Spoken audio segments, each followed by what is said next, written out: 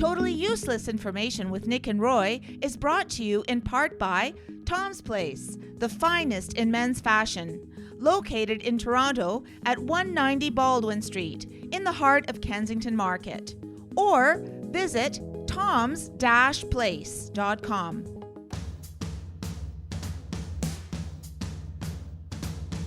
It's everything you never needed to know. This is Totally Useless Information with Nick and Roy. Listen, laugh, and learn. What did the Mongolians trade in bricks? Was the line, "Play it again, Sam," ever said in the movie Casablanca? Hi, I'm Nick. And I'm Roy. And this week we scour the internet to find out these useless tidbits just for you. Plus, we'll answer your question in the mailbag segment. A listener thinks she is responsible for our show to be heard in over 90 countries. And in the news, cops were in wild pursuit of a wild pig. Totally useless information. It's everything you never needed to know. Hey, bud, you got change for a 20? Wall Street, Bay Street, NASDAQ, Hang Seng, loonies, toonies, dollars, and yens. This is On the Money with Nick and Roy. Yeah, that's right. You said the cops were in pursuit of pigs? Of a wild pig. You know, Nick, I wanted to bring something up on the show that's very important. Yes. And I didn't discuss this with you, but okay. You know, and usually that's the case. Yeah, that's how we roll, man. That's how we roll. Yeah, that's it. But I did want to discuss something. We're getting an awful lot of emails about people saying, "Oh, are you guys just using AI? You know, how do you get your information? Are you using AI?" And you know that AI makes it easy to get all this information. Well, I got news for you folks. Every time we've tried to use AI, the information is incorrect. That's why in our show we don't provide any AI, intelligence, artificial or otherwise. That's our slogan. We have NI, no intelligence. Well, here's what's right. Money that glows in the dark. How about this? In Canada, where I reside, they had a glow-in-the-dark quarter. It was released in 2012 as a collector's coin by the Royal Canadian Mint. This is part of a prehistoric creatures series. And a coin featured a Pachyrhinosaurus lacustai dinosaur. You remember those? Pachyrhinosaurus? Oh, yeah. Yeah. The dinosaur whose skeleton glowed in the dark. That's it. They glow in the dark. So this way you can always find your money in the dark. Yeah. This is right away. This is my tease. What was traded in bricks? Oh, the Mongolian Empire, the Mongols, traded with the Siberian nomads and other groups. They traded bricks of tea. They would form the tea into small bricks, which would have a monetary value. But this is the interesting fact when I started again looking into it, that they just didn't trade it for steeping and making tea, which of course has beneficial properties, but also has caffeine and so on. So it was kind of like a drug too, technically. Yeah. But they ate the tea as well. They ate it as a food staple. Wow. So yeah, they used tea, bricks of tea as money. Pretty interesting. So when someone says take out your credit card, what are you taking out? Plastic, right? You say take out the plastic? Take out the plastic. Right. Yeah. How about cardboard, not plastic?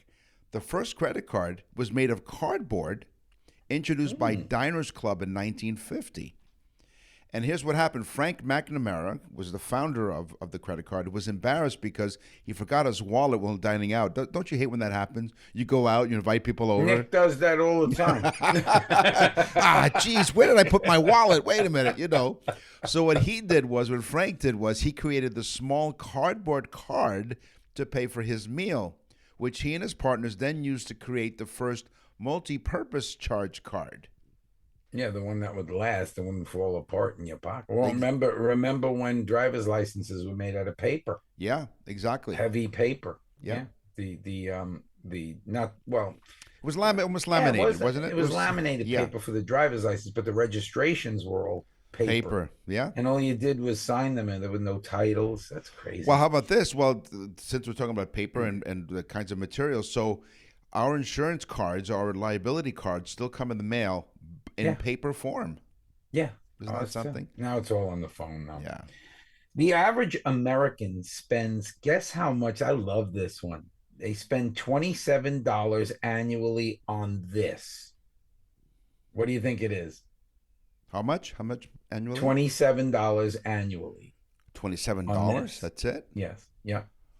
I can't even say a cup of coffee because a cup of coffee is like $5 each or whatever, $4. Vending machines. Vending? Oh. The average American spends $27 a year on a vending machine. That's it. You pull over to a road stop and you buy like $1 thing, but you don't do that all the time. Right. I don't know about you, Nick. I don't know what you're eating, but no, I don't stop. I just keep driving. No, wait a minute. So $27 takes his wife out to dinner at a rest stop. Yes, exactly. Are we going to a restaurant? No, we're going to a rest stop. Is what we're doing. Here's my cardboard credit card that I got out of the box of Cheerios I ate this morning. Oh my God! Yes, but that's cool, right? $27. I would think the amount would be higher, right? But yeah, but then again, how much? When's the last time you bought something in a vending machine? That's true. Well, that I paid for, yeah. Australians, I shake it a lot. I shake it a lot. The Australian people are really hoppy, right? Yeah, the kangaroos. They're happy people. They're happy. No, not happy, hoppy. To the point where the Royal Australian Mint in 2004 produced a $1 coin featuring a holographic Mob of Roos design, kangaroos. When this 2004 coin, when they first made the coin in 2004, 5 kangaroos appear as a multicolored hologram, creating a shimmering, shifting visual effect. So if you move it back and forth, it looks like they're hopping, but they're not. Oh, that's pretty cool. Yeah. We have friends, Pam and Chris. Shout out to Pam and Chris. Hello, Pam and Chris. Yeah, they're from New Zealand. Oh, and nice. I don't know really anything about New Zealand. I thought they have kangaroos. Well, they don't. He's like, no, Ma, that's Australia. Oh, okay. There you go. Okay. Just like in the South Pole. I'm like, you guys got koalas? He's like, no, that's Australia. That's Australia. What guys? What do you have? All right, they have lamb, New Zealand and lamb. Oh, listen, I wanted to tell you something very interesting. The folks might find this really cool and interesting. Yes. We were talking about movies, and we had popcorn.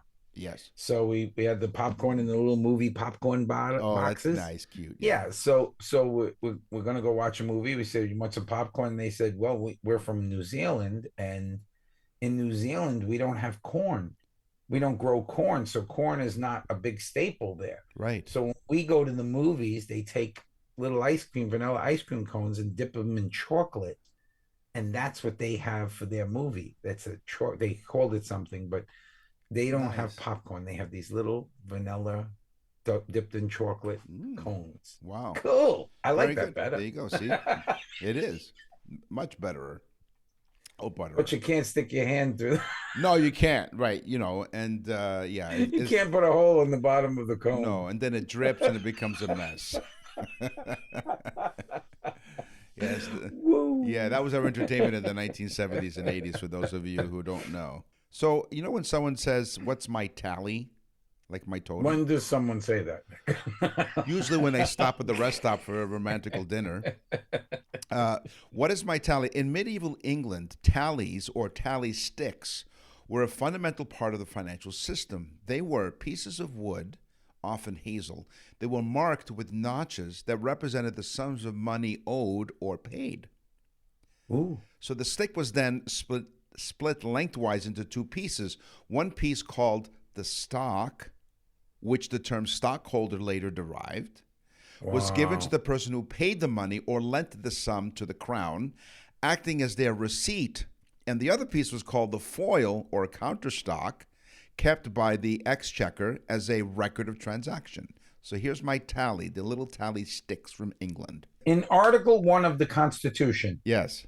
Okay, you folks in Canada, you don't need We to have a know. constitution. We do have a You constitution. do, Yeah, we yes. do. Well, that's Once, good. actually, once a day if you eat the right fiber. I was just gonna say if you get enough bran. Yeah, yeah, every constitution every single day. So what's Article 1 of your constitution? Article 1 of the United States Constitution says and gives the government the ability to coin mintage coin. Okay? But it specifically says mintage coin. Vintage. It does not say mintage money. Oh. And the reason it doesn't say that is because during the Revolutionary War, most of the paper money or IOUs or granted money went bad. So people didn't trust the paper. They wanted the coin, which had an intrinsic value. It was X amount of silver, X amount of nickel, X amount of, okay. So that made it worth something to them. Yeah. So when the Constitution was written, it didn't want paper money. It meant coins. Well, how about a paper credit card that we said, right? So could you imagine that? My gosh. Yeah. Here's another, like a tag on to that, Nick. Okay. So that we don't have to go long, but Yes. so paper money, right? What was the first paper money in America? The denomination, you mean? Well, this is where the problem lies. This is where my last fact happens in 1690. Right. It was not actually paper money. It was paper bills, they called them. That's how you get the name bills, my dollar bills. Right. They were paper bills. They were nothing more than IOU credits Okay. written out to people under the crown, because remember, it's in 1690. So it's still, so this was going on in 1690. And then all of a sudden the revolution happens and all of the money goes bad. But guess what most of those paper bills were written for? What? You're going to love this one. They were funding the Canadian military expedition to go up to Canada. Wow, And really? take over places in Canada. And when we start the Revolutionary War, all that money goes bad and stops the military expedition from going into Canada. So you could be singing our national anthem right now. Or If not. it wasn't. No, not. No, not. Or not. Or not. Nick and Roy will continue with totally useless information. To access the full library of episodes, visit nickandroy.com. That's nickandroy.com. Totally useless information with Nick and Roy continues. Listen, laugh, and learn. Here's something for you to play with, nickandroy.com. Boy, that was a great segue, wasn't it? Go to nickandroy.com, click on the Nick and Roy store. Now, here's the great stuff there. You go up there, you can click on the Nick and Roy store. When you do, you have opportunities to buy your loved one a very special birthday message. You have an opportunity to buy your loved ones an anniversary message. And with the holidays right around the corner, time is running out. We're already in December. Time is running out. Deadline soon. You can order No, folks, listen, you've got to get moving now. Yeah. If you want to get this, Yeah. because we now are going to have to put some sort of timeline and stop taking them. Yep. Okay. And there's only a few slots left, maybe, I don't know, 20, 30, 40 slots left. Maybe that. And we're doing these Christmas messages. They're fantastic, but there's also birthday messages and anniversary messages. I'm telling you right now, go to nickandroy.com, click on the Nick and Roy store. There's samples there. You have to hear them to understand this. It's the greatest gift you'll ever get, and there's a limited time now. So it's limited. You go to nickandroy.com, the Nick and Roy store. Welcome to the Totally Useless Information Fashion Show.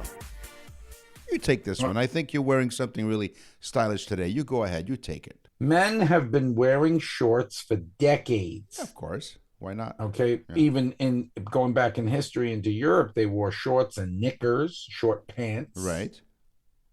But women only started wearing shorts during World War II. Before that, you did not wear shorts or pants. Women wore dresses. Oh. Okay. So wearing pants was already in style, but women called them slacks. They didn't even call them pants because men wore pants. Right. So anyway, but women starts wearing shorts during World War II because of a couple of reasons. Number one, there were fabric shortages. So less fabric, better. So short pants better, but also women started working in hot factories, and it kept them cooler and were more durable while working on like an assembly line than wearing a dress. Yeah, I hate when that happens. It gets really hot when Yeah, you wear a me dress. too. Yeah, every time I've 100%. worn a dress. So Uh-huh. here's a segue. It's not exactly the same ththing, but zoot suits. Remember zoot suits? I do not, Nick, but you do. I have a fine collection in my closet. Zoot suits. Gotten at Tom's place. Listen. As much as like Tom has all kinds of great styles and great designer labels and all that stuff. I don't think he has a zoot suit, but that's No, okay. it's so close to Christmas. You got to get dressed up for Christmas. You need to go to Tom. Yeah, that's right. So anyway, Tom's place. so zoot suits were banned during wartime. The ban and surrounding controversy, including the zoot suit riots, happened in June of 1943. So here's the context. There was wartime rationing that you mentioned of, wartime rationing of materials like wool and cotton. But because zoot suits required a significant amount of excess fabric, wearing them was actually criticized as being unpatriotic because they needed the material for the wartime efforts.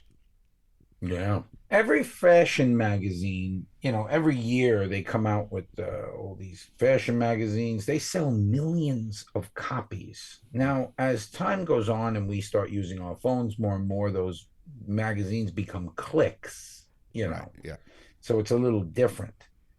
But getting to the bottom of this, I said fashion magazines, millions of copies every year. What was the first fashion magazine and where did it start and what year? Well, we had on the show something about some French thing, but this dug in even deeper. 1586. Nick was 2. Right. No, in 1586, the first fashion magazine comes out of a place that you would not expect. Deutschland, Deutschland, Yeah. Germany. 1586 was the first recorded fashion magazine. Wow. Yes. Cool. I like it. Yeah. So I'm going to go, I've done this from time to time as we've done fashion here on Totally Useless Information with Nick and Roy. Here are some fashion trends through the decades. And to the decades, I'm going to focus on the next couple of facts. First one, 1630 to 1639. Roy was 4 at the time, I believe. For men, in the 1630s was the age of leather. See, Roy knows all about leather. The lederhosen. Bambi. Long locks and lace. These are just the men. While women from 1630 to 1639 shimmered in soft satins and plenty of lace of their own. So leather and lace, huh? So the guys wore leather and the women wore lace. Again. Oh, that's a good song. It is, Leather and Lace. Don Henley and, was it Stevie Nicks? Stevie Nicks. Yeah, Stevie Nicks, great song. Give to me your leather. Yeah, Leather and Lace. So Roy's Saturday Night in the 1630s. Yeah, 1630s. Nick's going way back.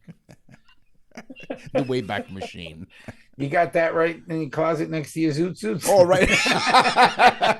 Hey, those are the finest leather zoot suits on the market today. He's got them right next to his glow-in-the-dark coins. Oh, yeah. All right, get ready, Nick. I know I'll get your attention with this. Thongs. Okay. Thongs, yes. Bikinis. Yes. Get ready, Nick. Yes. Get ready. Mm-hmm. I hate going to the beach and having to see those thongs. Yes. I have to bring it to my wife's attention that I'm disgusted by it. Mm-hmm. Oh, absolutely. And that's the reason why I keep looking, because I'm disgusted, Nick. Well, because you want to report them because they could be hazardous. I'm literally taking mental pictures. You can actually hear the. Yeah, sure. You claim to have a photographic memory, but she's it's like, "Why are your eyes flickering like that each time the picture is taken?" Yeah, you have a photographic memory, and you claim you have a photographic memory, but it's still being developed. If you know what I mean. Exactly. Thongs, bikinis. Well, get ready. 1907. A woman was arrested. Oh. This is the 1900s. Yeah. A woman was arrested in Boston for wearing a one-piece bathing suit. No. Oh, yes. It was considered undergarments. It had legs on it and had arms on it, How bold. but it was one piece. And she was not supposed to be stripped down to that one garment. She was arrested in 1907, and now women are walking on the beach. Fashion trends to the decades 1640 to 1649. So the 1640s saw women's wear trend in a softer and slightly simpler direction with low necklines, billowing three-quarter length Steves. Some guy named Steve. You'll get through this, don't worry. Oh, eventually, yeah. Thank God I'm going to This get my... This too shall pass, Nick. Thank God I'm getting my eyes checked later today. The 1640s saw women's wear trend in a softer, slightly simpler direction.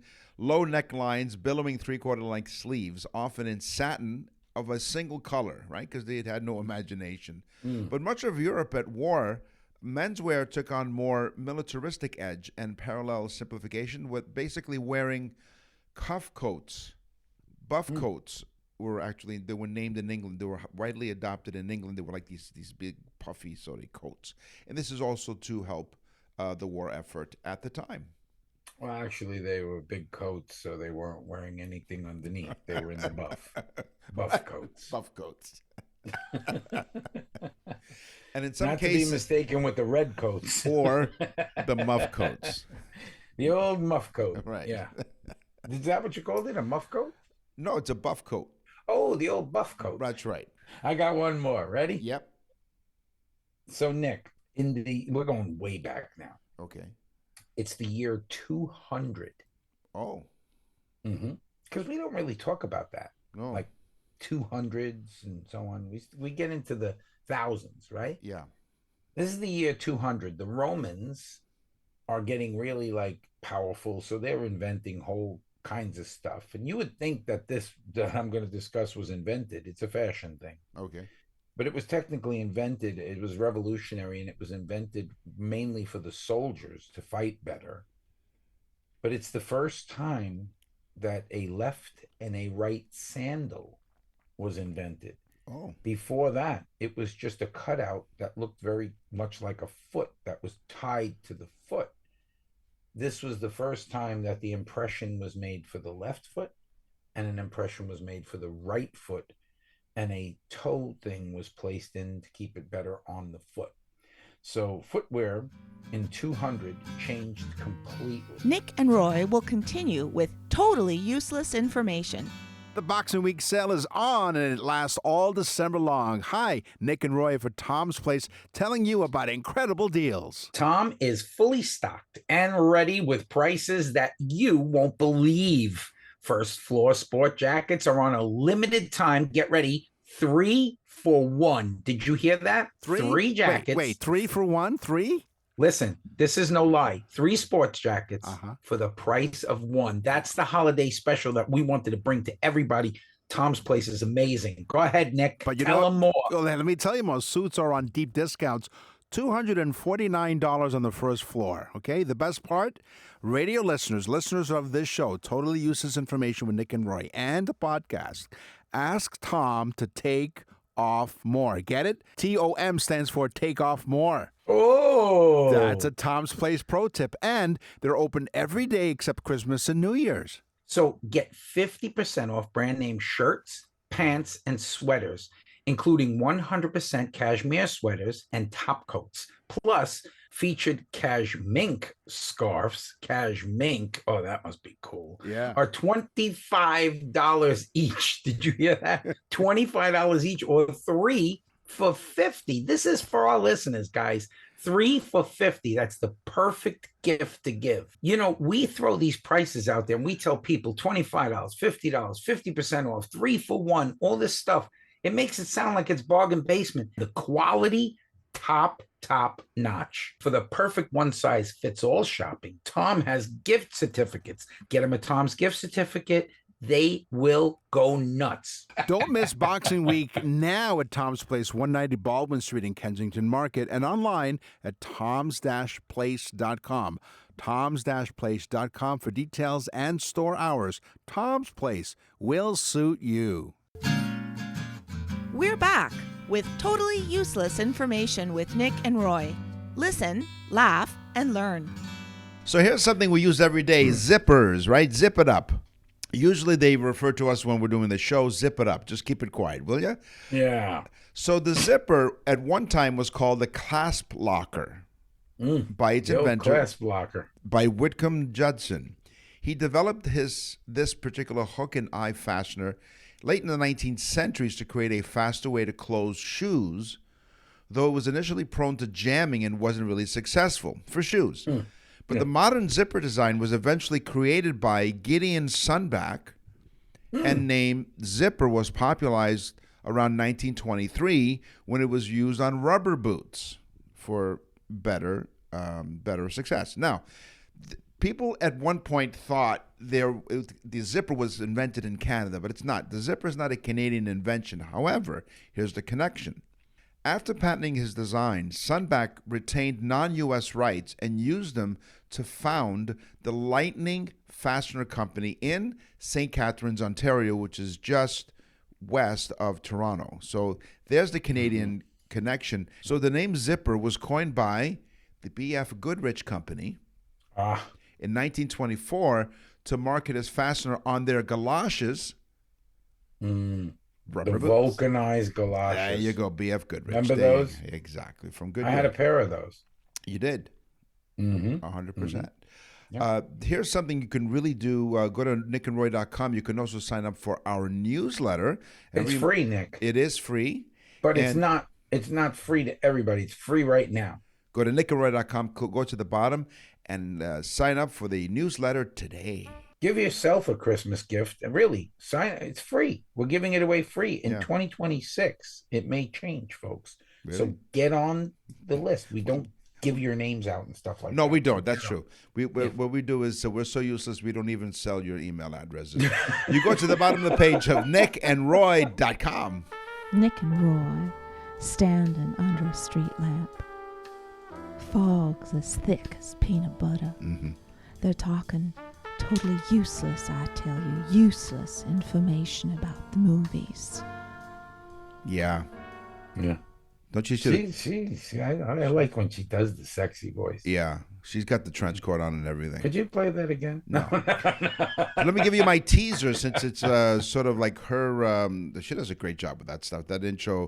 It's a foggy night under a street lamp in a. We can't tell you who the voice lady is. No, it's just a voice lady. That's who she is. Well, because she's very famous. She is. Oh yeah, so famous. I don't know how we got her, but anyway. Don't say it, Nick. Now famous as the piano player at Rick's Cafe Americain, Dooley Wilson was the actor who played Sam in Casablanca. He was an experienced musician and band leader, but not a piano player. He was a drummer, and he mimed the piano playing in the song as time goes by. Did not know that. Aha. Now, listen, laugh, and learn. Here's also part of my tease, actually. The most misquoted movie line is, "Play it again, Sam." Play it again, Sam. Well, who said it? Who said "Play it again, Sam" in Casablanca? The answer is it was Humphrey Bogart, right? nobody. The line isn't in the movie. What? So, Was it in the trailer? this is well known as one of the most widely misquoted lines from the films. The actual line in the film is, "Play it, Sam." Something approaching "Play it again, Sam" is first said by Ilsa Lund, Ingrid Bergman, the actress. I liked her too. In She's her hot. exchange with the piano player Sam, she said, "Play it, Sam." She did not say, no one ever said, "Play it again, Sam." You only played it once. Yeah. There you go. So that's one of those misunderstood things that becomes a phenomenon. And the piano player was a drummer. Crazy. Yeah. Gal Gadot. You know who Gal Gadot is? No clue. She's the new Wonder Woman. Oh, okay. Have you seen it? No, I haven't yet. Maybe I should. Oh, you should. Yeah. You should. It's Okay. actually really good. The movie was good. It was really well done. And she is beautiful in a weird way. You have to see Wonder Woman to understand. Okay. She's not. Yeah. She's attractive. That's the word I might there you use. go. Okay. Attractive. In fact, I have a shrine of her in my closet. Oh, No. yeah. Here's a question. Does Wonder Woman wear a Wonder bra? I wonder. I wonder. Yeah. So anyway, Yes, Gal, yes. Gao is her Okay, name. yes. She's a nice gal. She is. But anyway, the new Wonder Woman, right? So this was the craziest thing. She was 5 months pregnant towards the end of filming. Oh. So her costume was fitted with a green screen portion in her costume. Really? And in post, after the filming was done, they were able to cinch her waist down because it was growing through the movie. Yeah, it was. And they were able to keep it cinched down to where it Wow. was. She's rather slim.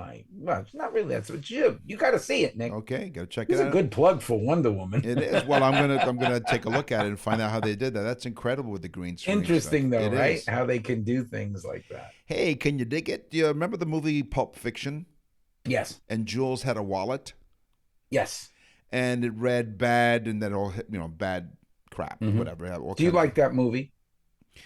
I had to watch it twice because I couldn't quite understand it. To be You could watch it 100 times and you wouldn't understand. Exactly. And it was filmed horribly. And Yeah. Quentin Tarantino is a crap director.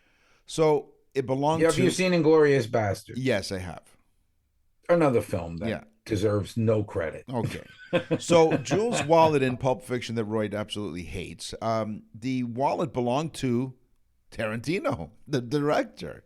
Oh, wow. Okay. He picked it up because of the reference in the 1971 film Shaft. As it happened, Samuel L. Jackson would go on to play the character that inspired the wallet in the 2000 remake of Shaft. Can you dig it? Can you dig it? Can you dig it?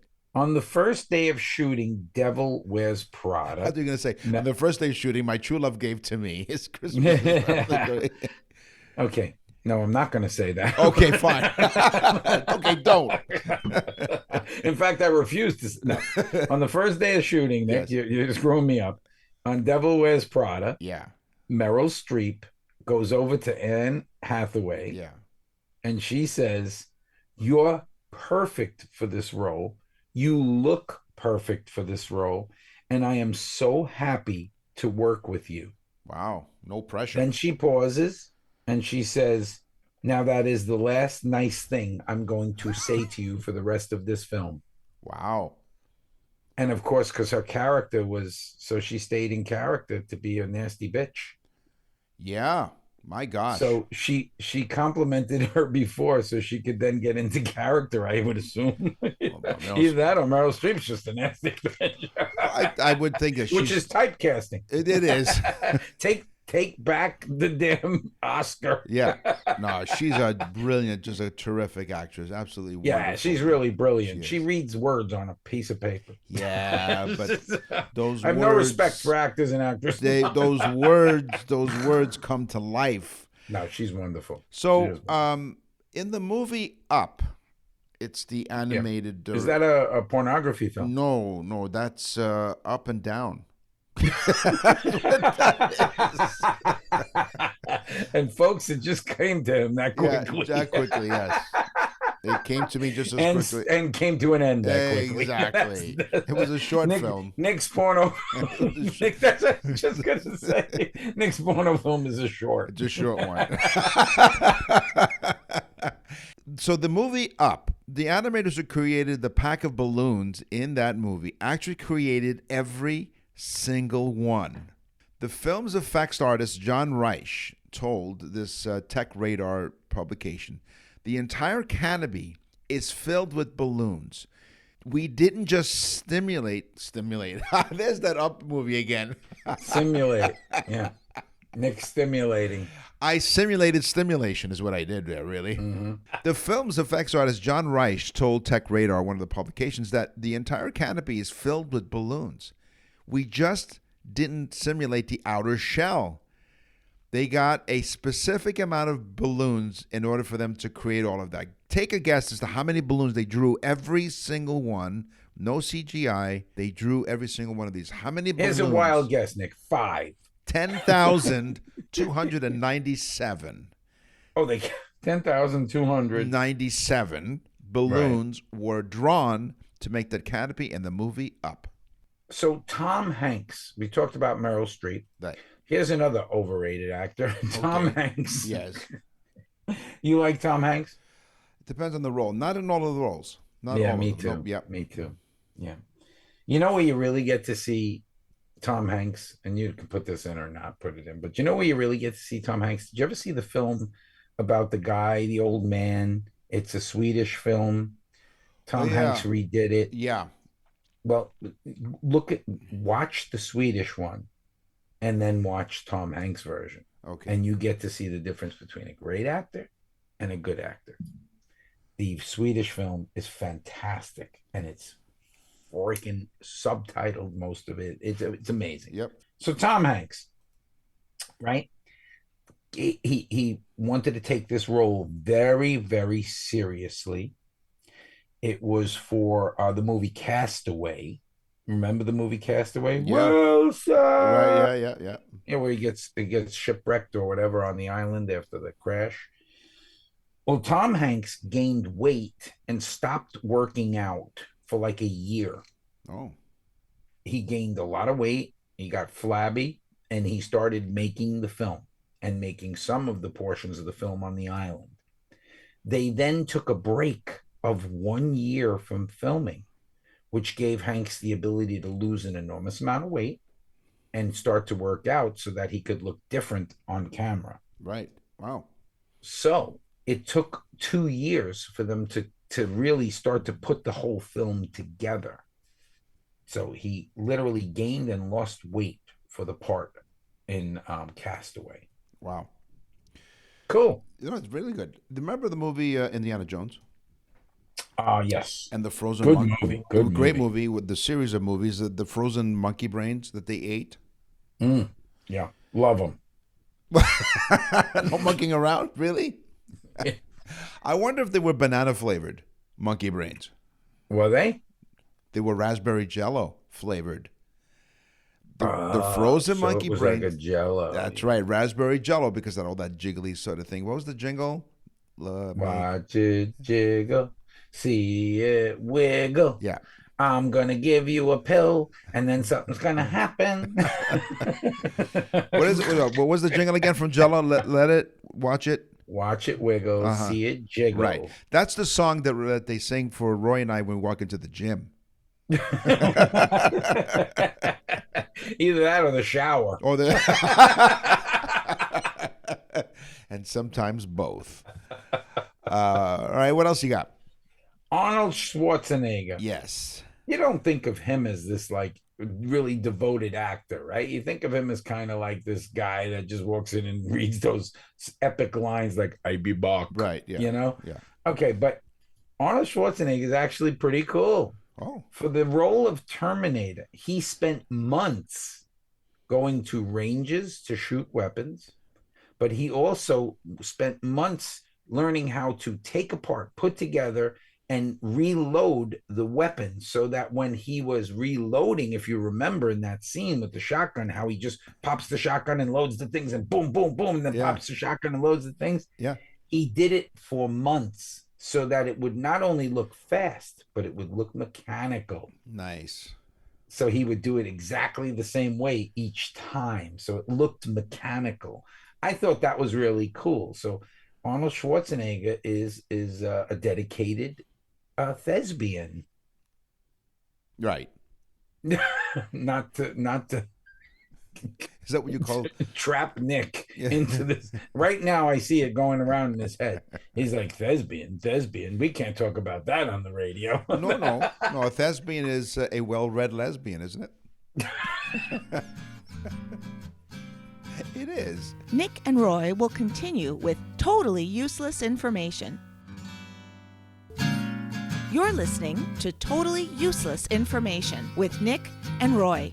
Listen, laugh, and learn. Thanks for joining us here on Totally Useless Information with Nick and Roy. We've invited you to go to our website, nickandroy.com, to order the birthday messages, anniversary message, and holiday messages. Also, you can sign up for our newsletter. And here's another thing, a really cool thing you can do. Oh, another two cool things. You can record a voice message right on the front page there of nickandroy.com. And then, of course, you can send us an email. What's in the mailbag? What's in the mail?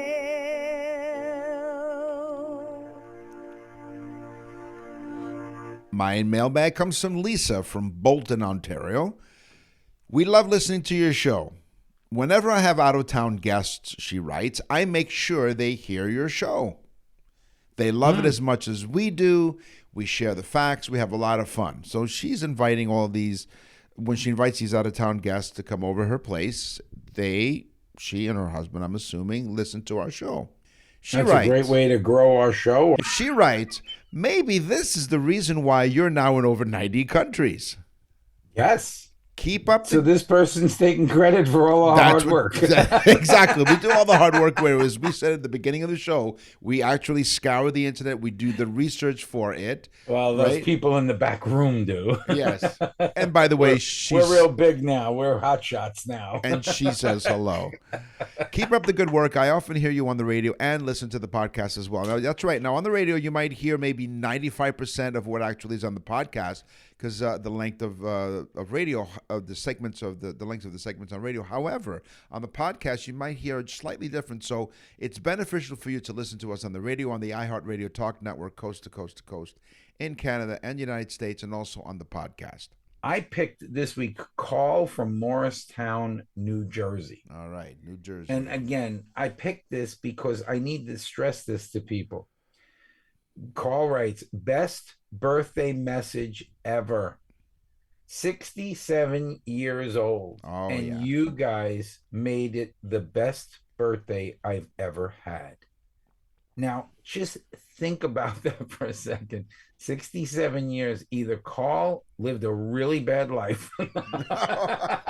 No, I'm sure he lived a fine life. Carl even says that, through the years, I've gotten some wonderful things, but this one is the most memorable. On the show today, we talked about money, we talked about fashion, we talked about the movies. It's time for the news. And now, from around the corner and around the world, this is TUI News. An escaped pig went out for a rampage. What? I just picture a pig like with the stick and the clothes, right? Like the hobo pig walking down that escaped, or either that or in a prison outfit. Right. An escaped pig went for a rampage through a New York neighborhood and turned out to be a pet belonging to the Buffalo Police Department officers. Oh, the pigs. Yeah. The pigs own the pigs. No. Did you think about that, Nick? The pigs. Well, like I said, I don't say that. That's slang, but, right? That was a slang. It was, and like I said, when I was writing the tease for the news, I did write something like that. I said, no, that's not nice, because the police do a fine job. We're not saying that. I respect the police. That's right. Yeah, especially absolutely. when I'm speeding and they let me go. Oh yeah, absolutely. I'm like, hey, I'm Roy from Totally Useless. Oh yeah, they can't catch you.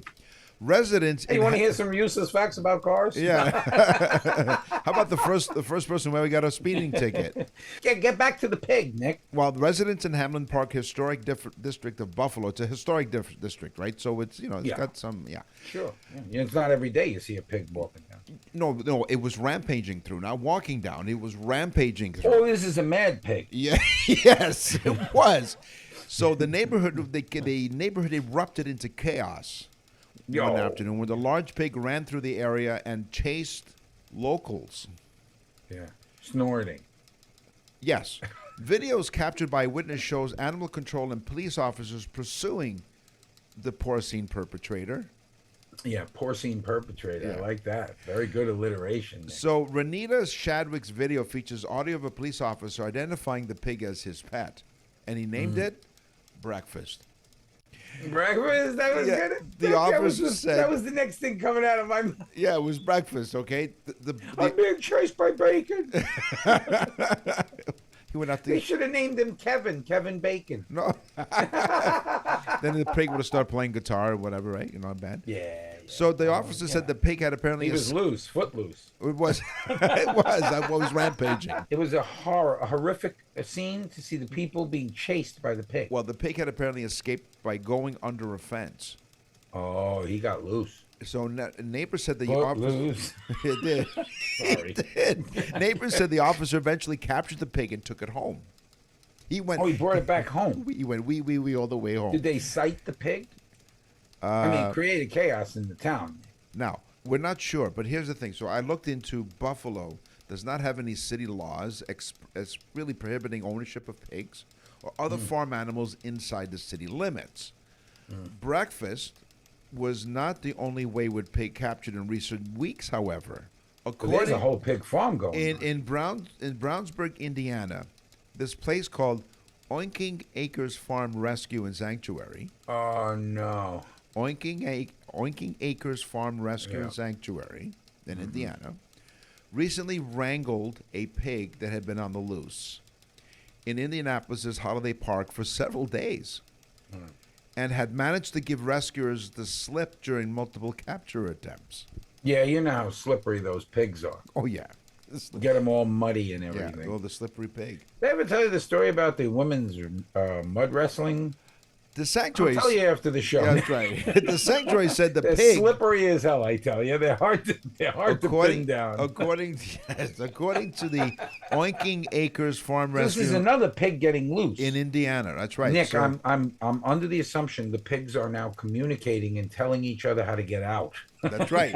Well, apparently, so from Buffalo to Indiana, but according to the Oinking Acres Farm Rescue and Sanctuary. So wait a minute, they're at a rescue sanctuary. So did they clock in like the other animals that came to see them? Because they're behind fences. So did the other animals bring them any gifts, like a shovel or a pickaxe or something? Or eggs. Or eggs. Eggs, yeah. Right. There was a chicken that delivered some eggs. That's and right. A horse came over here with a sledgehammer. And their truant Nothing to see here. And their truant officer, ASIP. Anyway, so the sanctuary said the pig will be quarantined, vaccinated, neutered before the next steps for the animals. Then you wonder why they're so pissed running through the town. They cut their you-know-what's off. Right. Neuter. It's a nice way of saying, what happens to most of us when we get married. We get neutered. This little piggy went snip, snip, snip. A sty. That's right. That pig has a twitch. Maybe that's why their squeals are so high pitched, because they neutered the pig. Yeah. That's what happened. Well, the pig says to the other pig, I am your father. That's all the time that we have for this episode of Totally Useless Thank God, Information. because these jokes are terrible. Wow, are you kidding? They're for the pigs. We will scour the internet far and wide to find more totally useless information just for you. Until then, tell every pig how to get out from under the Yeah. Until then, you tell everyone, because it's because of you that this show is so successful. I'm Nick. And I'm Roy. Truly, thank you for listening. Totally Useless Information with Nick and Roy is recorded and produced in Canada. For more totally useless information, visit nickandroy.com. That's nickandroy.com. Totally Useless Information with Nick and Roy has been brought to you in part by Tom's Place, the finest in men's fashion. Located in Toronto at 190 Baldwin Street in the heart of Kensington Market. Or visit toms-place.com.